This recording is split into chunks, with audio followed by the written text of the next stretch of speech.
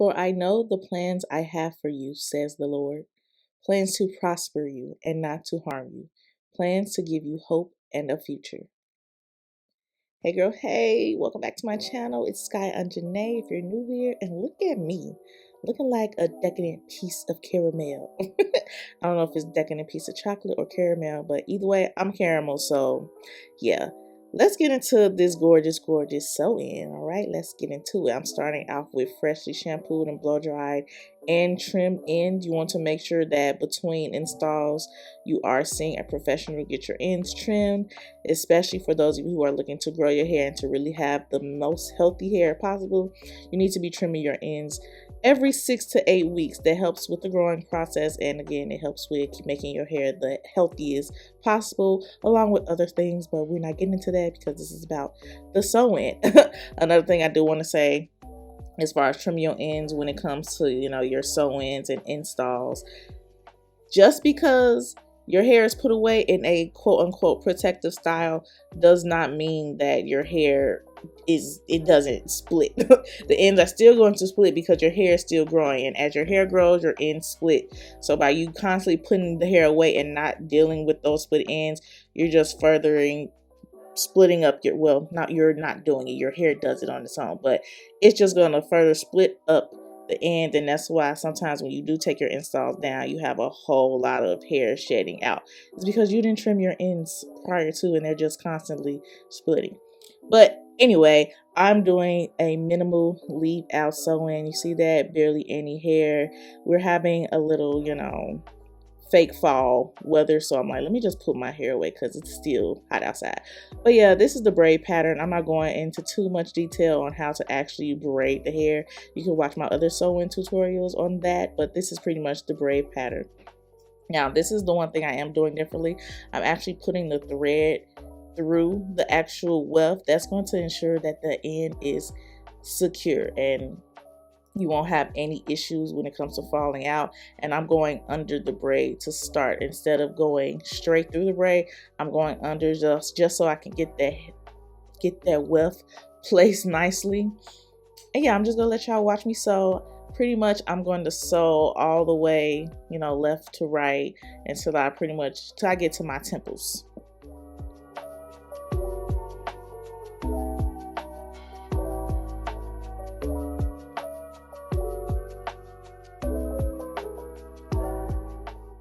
I forgot to mention, this is really for those of you who've never seen my sew-in videos, but when you see me wrapping the thread around the needle a couple times, that's me knotting it.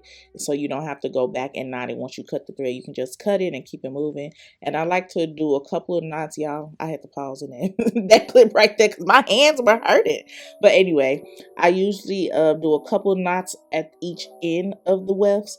And then as I go down the weft, I'll do like just a single loop and then continue on a couple single loops, then maybe throw in a knotted loop every 2 or 3, and I'm saying loops, and what I mean by loops is me wrapping it around the needle.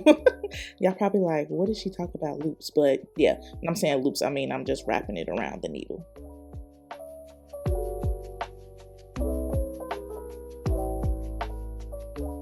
Also, you'll see as I get towards the other end of the weft, I'm curving it upwards, so slightly upwards above that where I laid that first track, so that when I go to flip it, it's nice and flat. If you were to just go straight across and then try to flip it, you'd have that bulky like hump, and yeah, that's not cute. We're not trying to do that. So anyway, like I said, look at that. Halfway done. Well, more than halfway. But like I said, I just sewed all the way up to each of my temples. And now we're going to start. I'm not going to show you now words. Now I'm going to show you how I add my color tracks. So pretty much all I did was every 2 dark tracks that I laid a highlighted bundle. And honestly, I only have one bundle that's colored, that has highlights in it, but because of the way I laid them, it looks like I have a full head of highlights. So yeah, do 2 bundles of dark hair and a bundle of your highlighted hair. And also try to be very careful if you're using nylon thread like I do. because it can get tangled real fast. But anyway, I want to start curving them towards the front so I can get that hair to fall in my face. That's how you're going to get, you know, that nice bang in the front. You want to start curving it towards the front of your face, and you'll see how I curve all of the tracks as I add more pieces. So yeah, continue watching.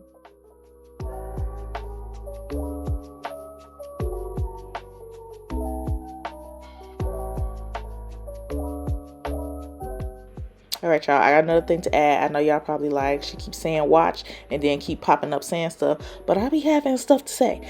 Anyway, you want to make sure you're using a clip, like I just put that metal clip there. That's going to help lay your track down so you don't have to worry about how the track is laying on its own, and you have a free hand so you won't have to hold that track. This is just, you know, we're trying to work smarter, not harder. So this helps to just keep your track nice and flat as you sew.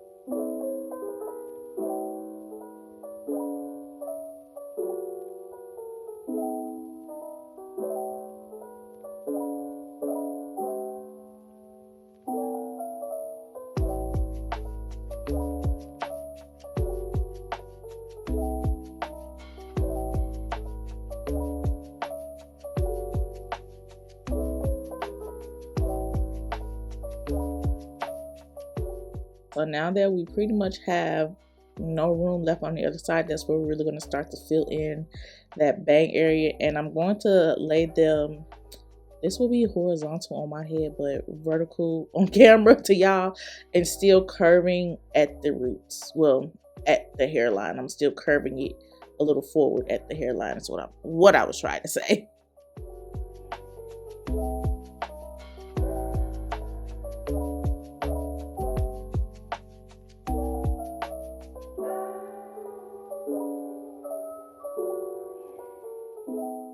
And with this, if you're not a fan of doing, you know, if you're not a fan of cutting your wefts, I completely understand. You do not have to, but I just don't have the video. In this video of where and how to flip your wefts over, you can definitely check out my other sewing videos where I do explain how to do that. But yeah, no, that was my nephew that walked past behind me. I don't know if y'all caught that. But yeah, no. Like I said, I'm just curving these forward so I can have more hair fall towards my face. And I'm doing them pretty much straight across until I get to the top, or where my, to the perimeter of where my leave out is. And I'm going to show you how you get your leave out. Well, how you get the wefts as close as possible to your leave out so you can have the flattest sew in.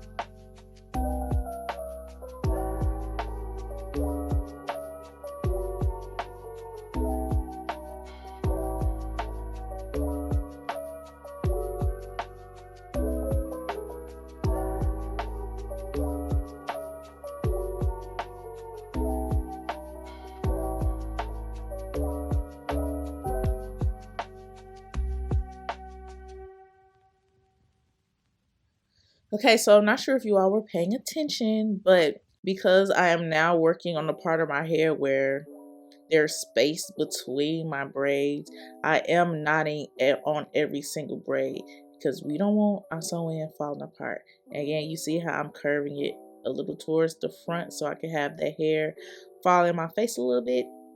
Yeah, I know I keep reiterating that, but I know someone's going to ask me how I get the bang part, but this is how I'm curving it towards my face.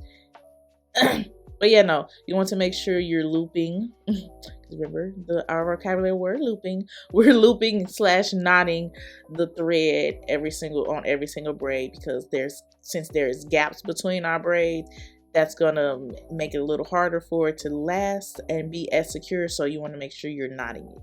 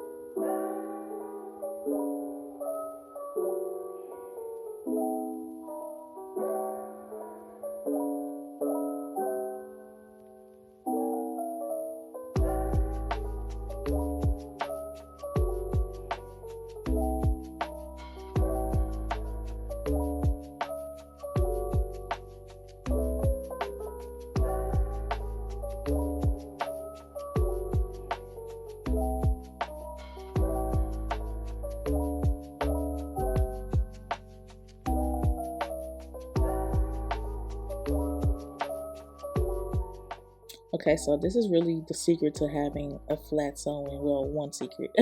You want to make sure there is no space between your braid and where, well, your weft and where your leave out starts. So your track needs to be as close to that part as possible. And the way you're going to do that is you're going to not go, remember how, I don't know if you are paying attention, but we were going under the weft or under the braid. Now we're still going under the weft and the braid, but we're going it at from the angle above. So not from the angle above, we're going from above the braid instead of under it. So you're still going to bring that needle completely under the braid and completely under the weft, but you're just going to do it from the top of the braid instead of the bottom. I hope that makes sense, but I don't know. I hope that makes sense. But you see what I mean. I came in from the top of that braid instead of the bottom. And I'm sorry, y'all. Y'all know I'm really not the best at explaining stuff, but that's, again, why I make sure I get good angles because I know my explanations sometimes sound like, girl, what are you talking about? So yeah, continue watching.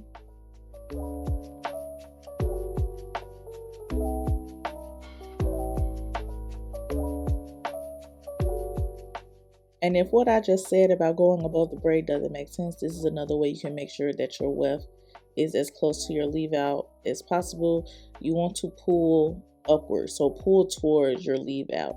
You're about to see me do it in just a second. I'm going to pull upward and then pull it closer to my leave out like that.